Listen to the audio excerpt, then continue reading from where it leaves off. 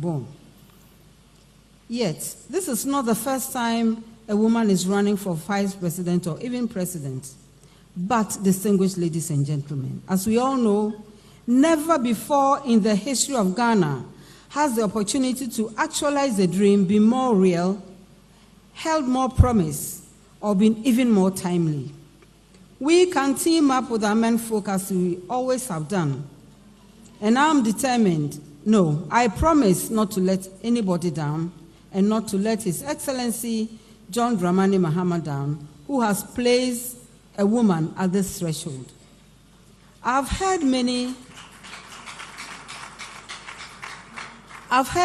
in this rising generation, the youth. I've heard their grand global aspirations for self and country. And all of these raise even my own confidence level and Ghana's promise.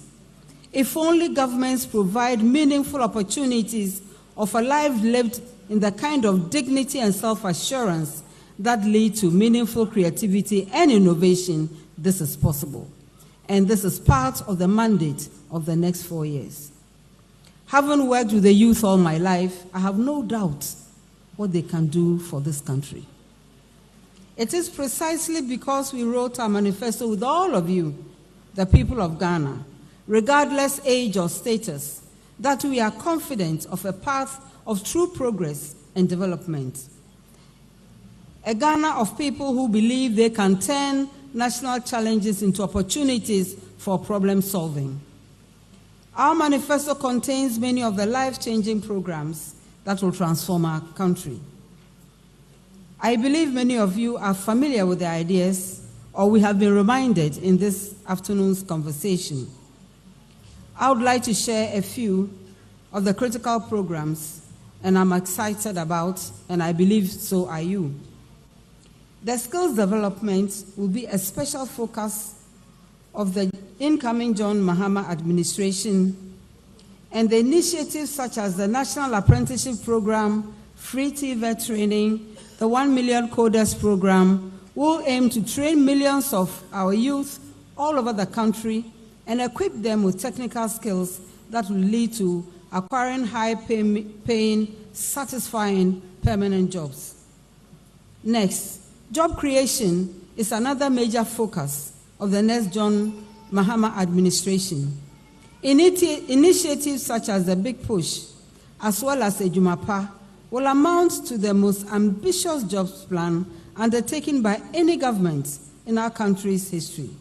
We believe you are capable. With your support, this is possible. Through Ejumapa, a minimum of 250,000 jobs will be created every year, and the Big Push initiative will usher in an era of massive infrastructural development in addition to creating jobs.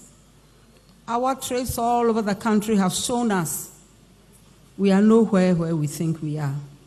We lack almost everything. We need all to come on board and build a strong country that inures to everybody. This is the philosophical thinking behind the million jobs and the Big Push. We are also, of course, interested in, and we need that for the production of a healthy workforce, supported by easy access to primary health care and healthy lifestyle and choices. This is also why we shall be introducing a new maternity and paternity leave policy upon assumption of office. Maternity leave will be extended from 3 to 4 months, and we shall, for the first time, introduce a 7-day paternity leave to allow both fathers and mothers of newborns to spend some quality family time bonding together. We also have in our manifesto a standalone Ministry of Youth. For the first time in our country, we have the largest youth population we have ever had, and the highest level of youth unemployment, again, we have ever experienced. This requires renewed focus on addressing challenges peculiar to our youth. We have a youthful bulge. It is a blessing if we put it to the right work. And this is what informs our plan to establish this ministry when we are elected. It is a renewed focus on our youth, and it will inure to the benefit of the entire country. I know I can go on and on.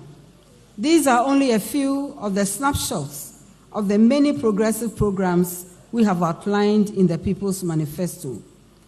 And I believe you have already heard a lot from other speakers today. When elected into power, into office, we shall implement this agenda of jobs, development, and prosperity for all of Ghanaians. We intend to be active and less dependent. We intend to be more self-reliant than relying on others. We shall safeguard and protect our national assets and resources for the benefit of all Ghanaians and not for a few. And we will deal decisively with the issue of corruption. We are at a critical point in our country.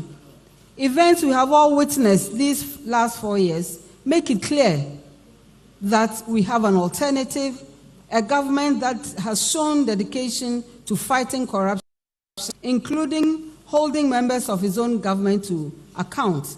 And we know that that party is the NDC. In times like today, when issues of corruption are rife, our country is sorely missing such levels of commitment, and it should concern all of us. We should all care that half of our natural resources are not given away to obscure entities shrouded in opaque deals. We should care also that critical assets, like a national airport, are not given away for a pittance. We must not arrive at a destination where our national assets and natural resources are treated by some as if it were resources and assets of their own creation. Not even family inheritance can be appropriated with such impunity as we see today. These issues affect all of us, and more especially, they affect generations unborn. We should never forget that the country belongs to those who have passed on, those who are here, and those who are yet to come. And that is why this matter matters so much. And this is why this election is so important. It is no longer just about politics. It is about fighting for the soul of this country. And we dare not give in, and we cannot give up. We cannot afford to betray the toil of all of our ancestors and the dreams of our future generations. Let us make this very clear. The people, all of us, regardless where we come from, and again, including generations unborn, we are the real owners of Ghana and the beneficiaries of all its resources. We cannot afford to fail. When we show up to vote on December 7th, we are not only voting to replace a government in whom people have been very disappointed. We are voting to save our country. We are voting for the future of our children and our children's children. I urge all of you to show up at your polling stations, stand in line, and make sure you cast your vote and watch what happens. Vote as if your life depends on it, because it does. NEC, Electoral Commission, it is in your own interest to do the right thing. And it is not late to do so. John Mahama and I have done our part. Now it is time for you to finish the rest in victory and in style. Vote for a man with a track record of accomplishment, a man who has done it before and will do it again, inshallah.